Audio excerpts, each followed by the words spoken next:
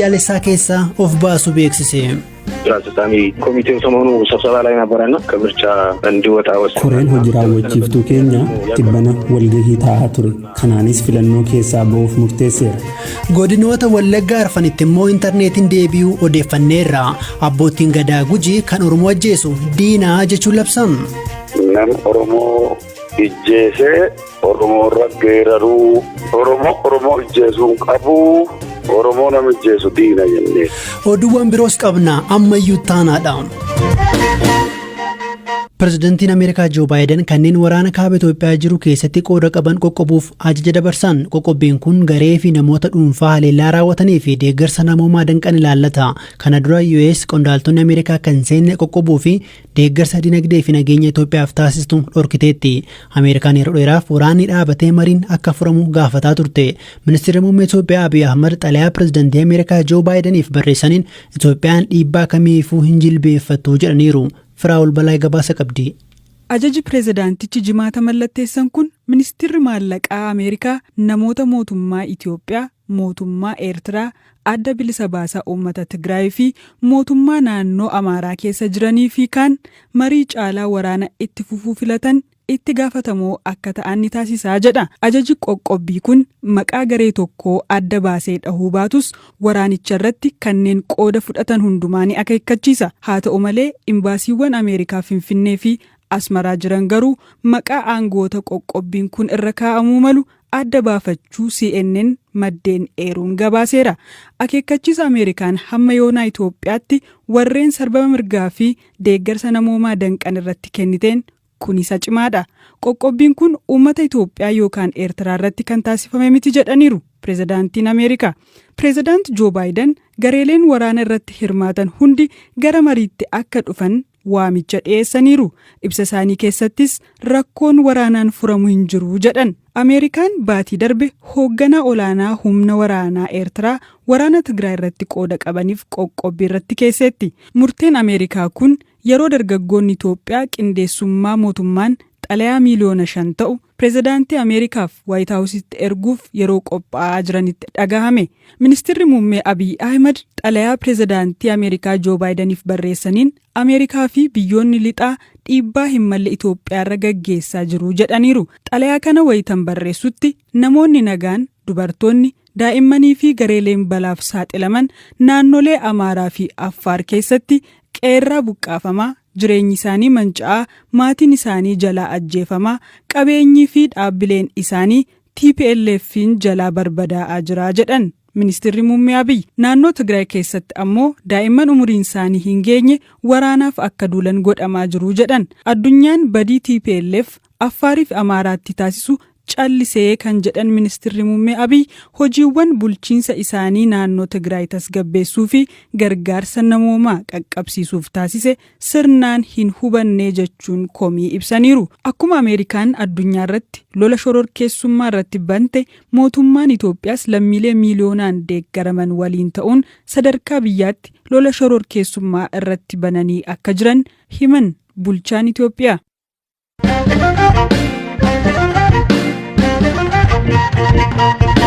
Dhaabni adda bilisa baasaa uummata Ogaadeen ONLF filannoo biyyaalessaa keessaa of baasuu beeksise. Dhaabichi dirreen dimokiraasii dhibbateera kanaaf hin hirmaadhu jedhe. Bakkeewwan kana dura filannoon biyyaalessaa ja'affaa hin taasifamne jechuunis Somaalee, Hararii fi bakkeewwan naannoo kibbaatti filannoon fulbaana 20 ni taasifamaa jedheera boordiin filannoo biyyaalessaa. ONLF kana duras dirreen siyaasaa dhiphachuu himatee akka ba'u beeksisee ture. Daayireektara waajjira dhaabichaa Finfinnee jiru obbo Ahmad Abdullahi Adam dubbisneerra. Hatatamaa komitee ሰሞኑን ስብሰባ ላይ ነበርና ከምርጫ እንዲወጣ ወሰነ. ኮሬን hojii raawwachiiftuu keenya tibbana walgahii taa'aa ture. Kanaanis filannoo keessaa ba'uuf murteesseera. Sababni isaa immoo rakkoo galmee filattootaa ilaalchisee furmaata argachuuf iyyannoo fi ibsa baasaa turrus furmaata gahaa garuu hin arganne. Boordichi koree qulqulleessu gara naannoo Somaaleetti erguun iddoowwan muraasa qofatti galmeen filattootaa akka irra deebiin adeemsifamu murteesse. Ta'us naannichatti paartiin biyya bulchuu yeroo galmee filattootaa irratti loogii fi waliin dhahuu baay'ee raawwachaa ture. Boordichi garuu murtoo rakkoo kanaaf furmaata ta'uu hin dabarsine. Kanaaf nutis tibbana walgahii teenyee filannoo irratti akka hin hirmaanne kan murteessine. ሲደረግ የነበረው መጨረሻ ላይ ደግሞ ምርጫ እንደማንሳተፍ ወስነናል።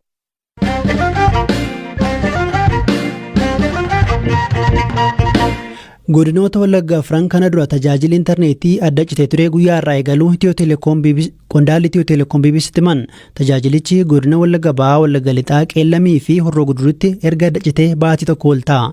Sababa adda citeef qaamni mootummaa ifatti dubbatee hin jiru. Dhaabbata Itiyoo Telekoomitti Daayirektarri Riijinii Lixaa Obbo Mulaatuu Guddataa daqiiqaa muraasa dura dubbiseera. Deebi'eera. Guutummaa guutuutti moo? Eeyyeen gadhiifameera. 4G ni si gadhiifameera, neetworkiin 4G jedhamu. Tole. Yoom gadhiifame? Har'a gadhiifame. Guutummaa guutuutti jechuudha. Eeyyeen ganaa tokkoon teestiin goona doohaa fi garuu gadhiifamuusa information qabna.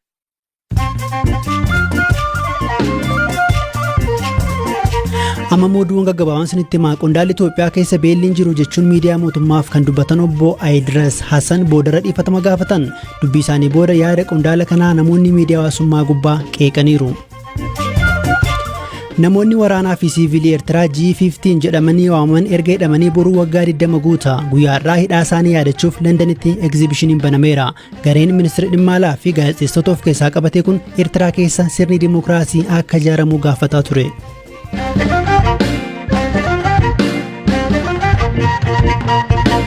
Rakkoo deeggarsa namoomaa kaaba Itoophiyaa jiru furuuf rakkoon ijoon qunname hanqina konkolaataatii jedhee dhaabbanni mootummoota gamtoomanii akka dhaabbatichi jedhetti konkolaattonni 400 naannoo Tigraay dhaqanii hin deebine. Torbanuma darbe konkolaattonni 149 naannicha seenan keessaa tokkoyyuu hin deebine jedheera. Firaafoolii dhugaasa gabaasa qabdi.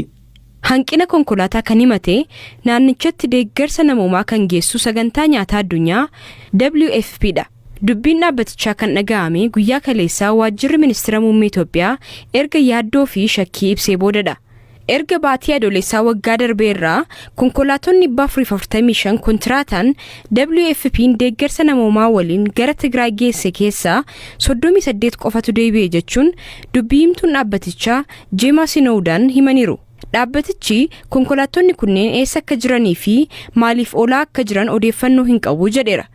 Guyyaa kaleessaa dubbiimtuu waajjira ministeera muummee Billana Siyyum konkolaattonni Tigraay dhaqanii yeroon deebi'uu dhabuun shakkii uumaa jedhaniiru. Mootummaan Itoophiyaa TPLF konkolaattota kana dhimma ofiif itti bahuuf qabachuu hin oolle jechuun shakkuu ibse. Dubbii himaan TPLF Geetaachoo Raddaa deebii kennaniin kun nun ilaallatu jedhaniiru. Sababni ijoo hanqina boba'aatii jechuunis ibsani. Haa ta'u malee UN madda rakkoo boba'aa ta'uu ifatti waan ibse hin qabu. Qondaalli UN konkolaattonni akka gadhiifamaniif geejjibootaa fi qondaaltota Tigraay waliin hojjechuutti fufna jechuun ibsa gaafa jimaataa baasaniin ibsaniiru. Naannoo Tigraay, Affaarii fi Amaaraatti uummanni miliyoonaan lakkaa'amu deeggarsa namoomaa fedha. Keessumaa Tigraayitti uummanni 400,000 ta'u haala beelaa keessa jiru jechuun kana dura UN ibsee ture.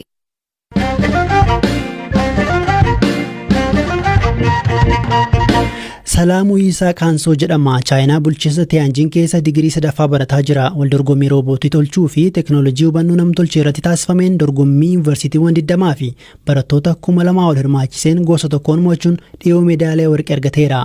Waa'ee dorgommichaa gaafanneerra.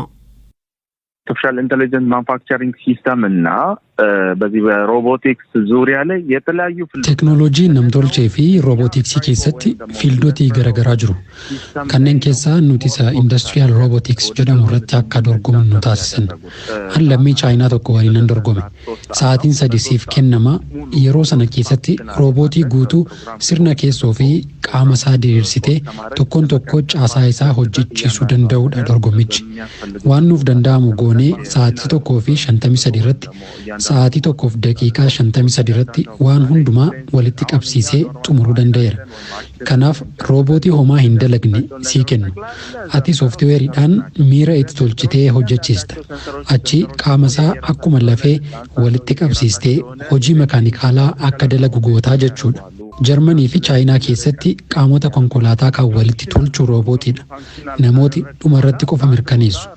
Kanaaf dorgommii kanarrattis roobootichi sirriitti hojjechaa iddoo tokko gara biraatti waa qabatee sochoosuu danda'a waan jedhu fa'i mirkaneessaniiti mo'achuu koo kannatti himan.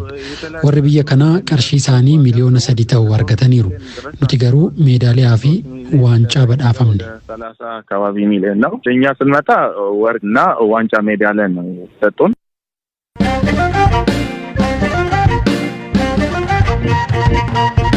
Abbootiin gadaa Gujii guyyaa kaleessaa kanneen Oromoo ajjeesan diina jechuun labsan godinoota Gujii lamaan keessa haleellaa hidhattootaan lammiileen nagaa ajjeefamuu itti fufaniiru kan jedhan abbaan gadaa Gujii Jiloo Maandhoo gaaffii uummataan labsii kana labsuu himaniiru. Kana dura abbaan gadaa Booranaa Kuraa Jaarsoo shanee nyaapha jechuun labsanii turan dhiibbaa labsiin kun fide ifa miti. Waraanni bilisummaa Oromoo himannaa lammiilee nagaa ajjeesa jedhu hin fudhatu. Labsii ba'e irratti garichi yaada isaa akka nuuf kennu yaaleen taasifnee hin milkoofne. Abbaa gadaa Jiloo Maandhoo sababoota ijoo labsii kana baasuuf qaman gaafadheera. Oromoo qabsaa'u ta'ee maaniif Oromoo ijjeesaa duuti Gujii lamaanii waggaa 3 keessatti gara 2,000 wayii waan ta'eef Oromoo ijjeesuu nama Oromoo ijjeesuu nama Oromoo dibatuu nama Oromoo ijjeesee Oromoo irra geeraruu Oromoo ijjeesuu kamillee ta'ee haala siyaasaatii utka jenni Oromoo ijjeesuun qabu Oromoo nama ijjeesu diina jennee. Hidhattoota dhalallataa hidhattoota kan waraana bilisummaa Oromoo jedhanii of waaman laallataa wanti kun. Akkasuma jedhanii Oromoo qabsoonne jedhaniiti uummata keenya dhumatu jiranii Oromoo ijjeesuu kanaaf jennee. Akkamiin murtee kanarra geessan? Uummati ba'ee Oromoon fixamee Oromoo keessaa Gujiin dhume. Hobba'ee fixame Gujiini maaliif Gujii fixanii nyaapha kanti dhufee diinni eessaa dhufee Gujii fixaara jedhanii ba'anii muka jala ba'anii guyyaa 2 dhaatanii abbootii gadaa waan kana nurraa feeraa jennaan murtii kana murteessine. Hidhattoonni immoo ajjechaa garaagaraa jiraattonni dubbatan yeroo gaafannu wanta akkasii raawwannu jedhanii waakkatu. Ijjechaan hin jiru jedhanii.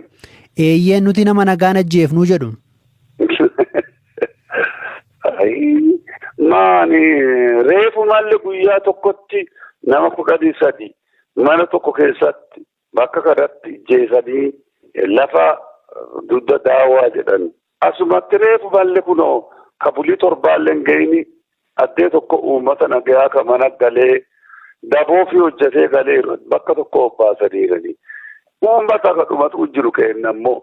Tarii murtee kan akka murteessitan mootummaan dhiibbaa isin irratti kaayeraa jedhanii kan qeeqan jiru maali deebiin keessan abbaa gadaa? Nu mootummaa iyyuu fedhu nuti mootummaa adoo jiraate kana dhumata. Mootummaa adoo jiraate nama kana nuleessuu yookiin nurraa dhooggaa.